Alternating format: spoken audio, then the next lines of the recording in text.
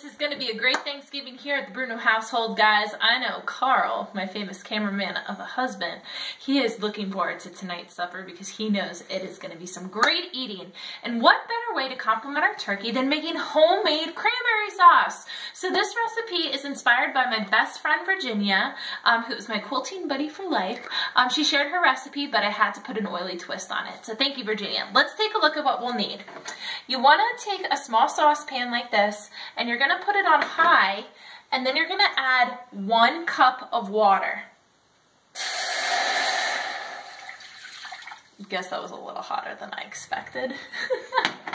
And while you're bringing your water to a boil, you can also use white sugar. However, I'm really trying to watch my sugar intake of refined white sugar, so I'm using 100% pure Vermont maple syrup. Yeah, it's organic too. Woot woot. Who doesn't love that? So it's going to be 1 cup of that, and that's going to be my sweetener instead of opting for the white refined sugar.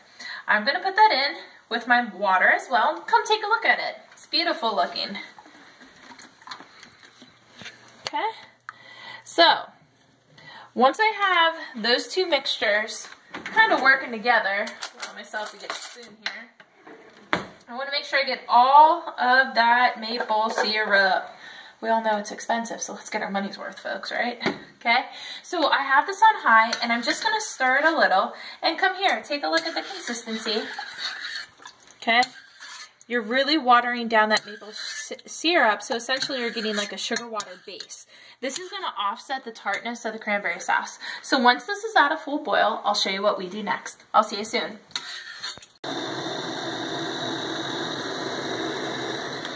All right, folks, we're back. Did you hear that? That's the sound of my water and my maple syrup boiling.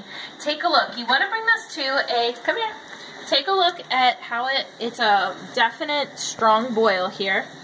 All right, gonna mix it up. It smells so wonderful. Now, this is the fun part, okay? What I want you to do is you're gonna grab a bag of cranberries. This bag happens to be approximately 12 ounces is the bag that I'm suggesting for you guys. If you're local to Berks County, Lebanon County, Lancaster County, Hornies has these for $1.79 right now. Yes, folks. So grab your cranberries before they get picked over. So what I'm going to do right now is I'm going to just pour my entire bag,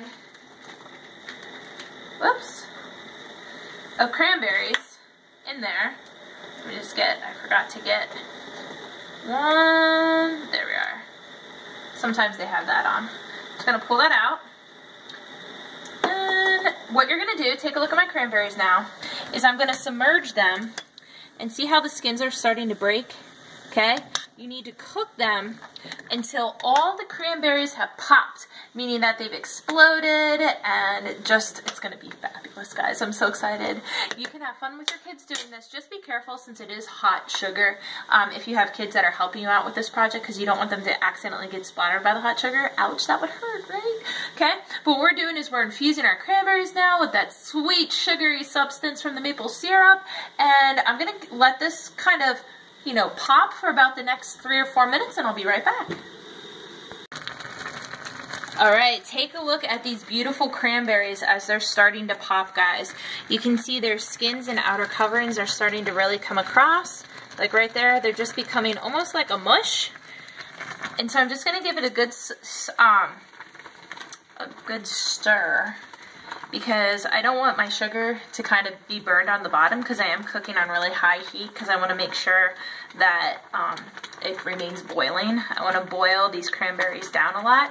And as you're doing this, you'll hear them start to go boop, boop, boop. It's a really fun experience. All right, I'm going to turn this down a little to about a 7. I'm going to cover it for approximately 2 more minutes, and then I'll be right back. Okay guys, now take a look at my pan right here. What I'm doing is my sauce is really boiling down, which is beautiful. It's this beautiful like red color. What I'm starting to do is taking my spatula and smashing it against the side of my pan right here. So take a look. I just simply start off on the one side, try to scoop up where I see that there's some cranberries, and just try to put them on the side of the pan like that, just by squishing them. Reason being is I'm a big person with textures. I don't like chunks and things that are supposed to be smooth. Can I get an amen for anybody that's out there? So I'm just trying to get a gelatinous type of consistency without like having this huge giant cranberry mess it up, if you know what I mean.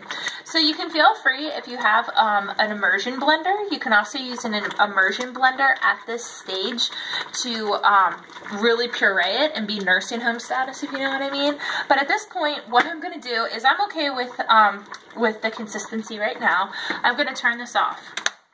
Okay, and I'm going to remove it from the heat. So I'll just move it over here. While that's cooling, I'm just going to continue to just kind of press off some of those sides now that it's not over boiling. Okay, and you can see, oh my gosh, how beautiful is that? It almost looks like a relish if you've ever had a cranberry relish, but this is going to be our sauce. Cranberry sauce shouldn't look like that stuff that comes in a can that's like a log, so move over, Ocean Spray! Our oily community is going to overtake the cranberry market right now with this product.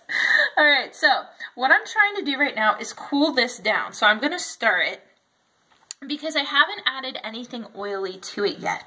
Now this is where you can take your culinary freedom. You can grab a citrus-based oil such as citrus-based vitality oil, since this is a food that we're using. You can use lemon, you can use lime, you can use tangerine, you can use orange. And I said, heavens to Betsy, why should I have to pick between all of those when Young Living has a beautiful blend called Citrus Fresh? So Citrus Fresh right here, if you ever grab your bottle, it contains orange, tangerine, grapefruit, lemon, mandarin, and spearmint. So hello, who doesn't want to use this in their cranberry sauce, right? So one less thing I have to worry about. So as this is cooling, since it's not boiling right now, because remember, if it's boiling, you're going to lose some of those therapeutic properties of the essential oil. So I'm just going to kind of stir it quickly to get some of that heat out. And what you're going to do is you're going to add 2 drops of your citrus oil. In this case, I chose Citrus Fresh. So I'm just simply going to do 1, 2, okay, for this vat of cranberry sauce. And I'm going to stir it. As you're stirring, you want to think about, okay, do you have a chafing dish that you're going to serve this in? Because before you do so, you want to cool it. So what I've done is for my, just for my ease, is I have these great butter dishes, the Pyrex butter dishes. I also like to use them just as little serving dishes, and then I don't like my food to touch either. So it's a great way that I can contain this messy, messy cranberry sauce. So what I'm going to do is simply grab a ladle. A ladle's going to come in really handy right here. Okay. And I'm just going to ladle this out. And you can see how beautiful this is, guys. So, ladle 1. Look at this. Like, it's so beautiful. Huh. Wonder if that's where they get the cranberry color from, guys. From cranberries. It's so beautiful. It smells great. You can really pick up a couple of the notes from the Young Living Vitality Essential Oil of the Citrus Fresh. That maple syrup is really going to offset the tanginess and tartness of our cranberries. If you like it a little sweeter, by all means, you can add some more sugar. However, I try to watch my sugar intake as much as possible. Then, once I get to my very end like this, who wants that? Little Timmy wants that. All right, take a look. I have all that yumminess in the bottom of my pan. So I'm just going to take my rubber spatula and then I'm just going to pour it into my dish. And boom, this is fantastic. Okay, kind of has that gelatinous, almost reminiscent of if you're ever making jam. So this batch made 2, 4, 6, 7. 7 of these dishes. Obviously, if you didn't fill them as high, you could probably get 8 to 9. But this is great for Carl and me. I know we'll have it for tonight's meal. We'll be able to have it for leftovers. And then that 3rd day of leftovers, if you know what I mean. So we're going to need some cranberry sauce to help kind of slide down those leftovers. So guys, what I'm going to do right now, since this is glass and it was very, very hot, do not put it in your refrigerator immediately. Otherwise, you will crack the glass. So what you're going to do is you're just going to put some spacing between this so that they have room to cool. Allow them to cool for approximately an hour. And then after an hour, put them into your refrigerator and then let them chill for 2 to 3 hours before serving, so that way they're kind of nice and cold. However, if you like a warm cranberry sauce, you can also do that as well. So hope you enjoyed this oily recipe, everybody, and stay tuned because, hello, we're just getting started. All right, happy oiling, everybody.